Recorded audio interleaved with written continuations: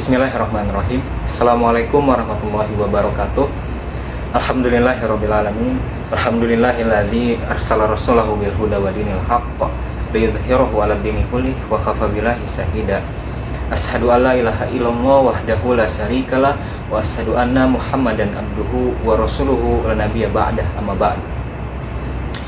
Yang saya hormati Ibu Hajah Bibik Nabilatul Fauziah RCMA selaku dosen pengampu pada mata kuliah Hadis Tarbawi. Di sini saya Medi Yulison Arza dari kelas 4E Pendidikan Agama Islam dengan NPM 2210631110141 akan menjelaskan mengenai kepemimpinan wanita dalam perspektif hadis dalam rangka untuk menyelesaikan tugas UTS Hadis Tarbawi. Mengenai hadis kepemimpinan wanita dalam Islam, hadis Nabi Shallallahu Alaihi Wasallam dari riwayat Al-Bukhari dari Abu Bakrah yang berbunyi, Haddatsana Utsman ibn Al-Haisam, Haddatsana Aufun anil Hasan an Abi Bakrah qala laqad nafa'ani Allahu bi kalimatin sami'tuha min Rasulillah sallallahu alaihi wasallam ayyamal jamali ba'da ma kittu an al-haqqu bi ashabil jamali fa uqatila ma'hu qala lamma balagha Rasulullah sallallahu alaihi wasallam anna ahla farisa qad malaku alaihim binta Kisra qala lan yufliha qaumu walau amrohum ra'atan. Artinya telah menceritakan kepada kami Utsman bin Al-Haisam, telah menceritakan kepada kami Auf dari Al-Hasan dari Abu Bakrah, dia berkata, sungguh Allah telah memberikan manfaat kepadaku dengan suatu kalimat yang pernah aku dengar dari Rasulullah SAW, yaitu pada waktu perang Jamal, tatkala aku hampir bergabung dengan para penunggang unta, lalu aku ingin berperang bersama mereka. Dia berkata, tatkala sampai kepada Rasulullah SAW bahwa penduduk Persia dipimpin oleh seorang anak perempuan, putri Raja Kisra, beliau bersabda, lan yufliha qaumun walau amrohum ra'atan. Suatu kaum tidak akan beruntung jika dipimpin oleh seorang wanita. Hadis riwayat Al-Bukhari. Mengenai sarah hadis ini, yang mana hadis ini disabdakan oleh Nabi SAW ketika mendengar seorang perempuan, putri Raja Kisra dari Persia, menjabat sebagai ratu menggantikan Raja Kisra. Sementara pada tradisinya pada saat itu adalah yang digantikan sebagai pemimpin adalah anak laki-lakinya.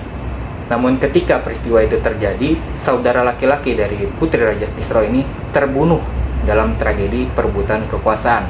Maka naiklah putri Raja Kisra itu sendiri yang bernama Buairan binti Sayrawai binti Kisra. Hal ini belum pernah terjadi sebelumnya pada kerajaan Kisra. Kemudian barulah hadis ini diucapkan oleh Nabi untuk menanggapi peristiwa yang terjadi pada saat itu. Mengenai pendapat para ulama dalam hadis ini digolongkan menjadi dua pendapat. Yang pertama adalah pendapat para ulama yang memahami hadis ini secara tekstual.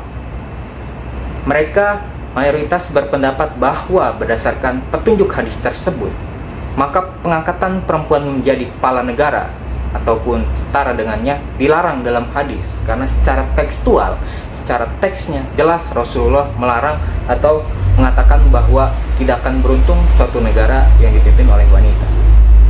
Kemudian menurut Said Hawa, ketidakbolehan perempuan menjadi pemimpin adalah karena sifatnya yang diidentikan dengan kelemah lembutannya, sehingga dianggap kurang cakap dan kurang mumpuni dalam mengurusi hal-hal yang berkaitan dengan kepemimpinan, hal-hal seperti hal masyarakat ataupun negara.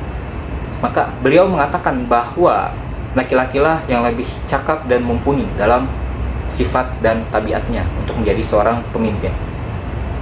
Kemudian Al-Razi mengatakan bahwa kelebihan laki-laki daripada wanita meliputi dua hal, yaitu ilmu pengetahuan al-ilmu dan kemampuan fisiknya al-qudrah, yang mana hal ini atau fisik ini merupakan anugerah dari Tuhan pada laki-laki. Jadi mayoritas atau pendapat para ulama yang menolak perempuan menjadi pemimpin adalah mereka mengatakan mengenai hadis ini secara tekstualnya Rasulullah melarang pemimpin wanita. Kemudian yang kedua adalah pendapat para ulama secara memahami hadis ini secara kontekstual, yaitu mereka membolehkan wanita menjadi pemimpin atau memegang tampuk kepemimpinan karena mereka memahami hadis tersebut secara kontekstual, yaitu perlu dikaji terlebih dahulu keadaan yang sedang berkembang pada saat itu. Jadi keadaan yang berkembang pada saat itu ketika hadis ini disabdakan oleh Nabi adalah berkaitan dengan peristiwa di Kisra, yang mana anak perempuan dari putri Raja Kisra ini, yang dalam riwayat lain mengatakan masih berusia remaja, diangkat menjadi pemimpin. Maka Nabi pun mengatakan demikian, bahwa akan tidak beruntung, tidak sejahtera ketika pemimpin wanita diangkat menjadi kepala negara. Berhubungan dengan keadaan putri Raja Persia pada saat itu yang dianggap kurang layak, kurang cakap menjadi seorang pemimpin, menjadi penerus tahta Raja Persia. Karena selain itu juga pada saat itu derajat wanita masih berada di bawah derajat pria.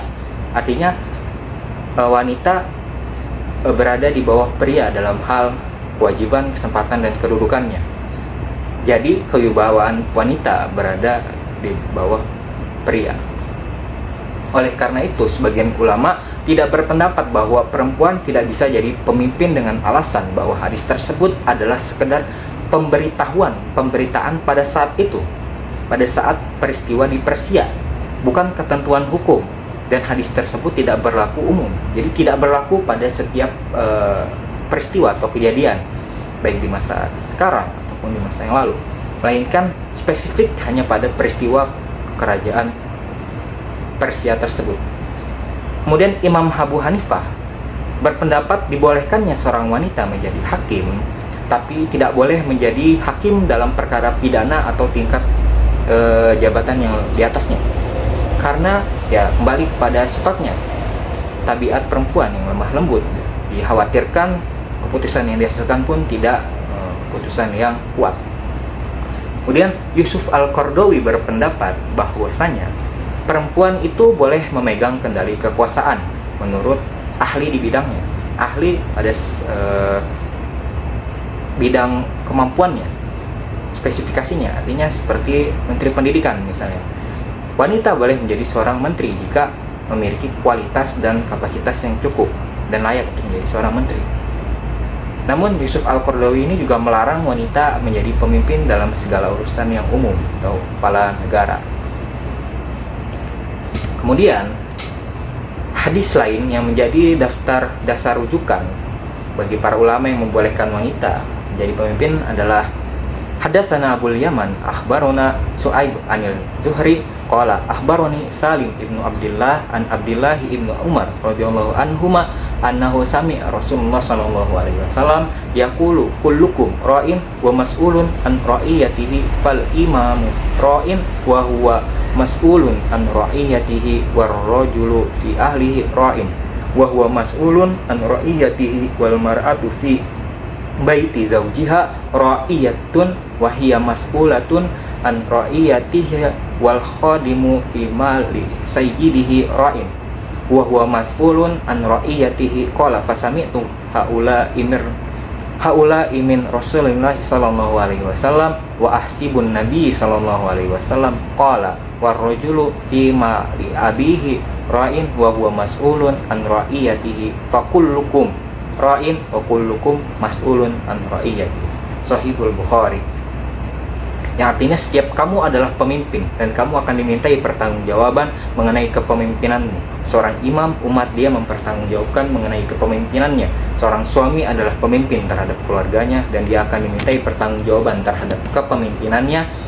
Kemudian seorang istri adalah pemimpin dalam rumah suami dan anaknya dan akan dimintai pertanggungjawaban tentang mereka, dan seorang hamba sahaya adalah bertanggung jawab atas harta tuan majikannya dan dia pun akan dimintai pertanggungjawaban atasnya.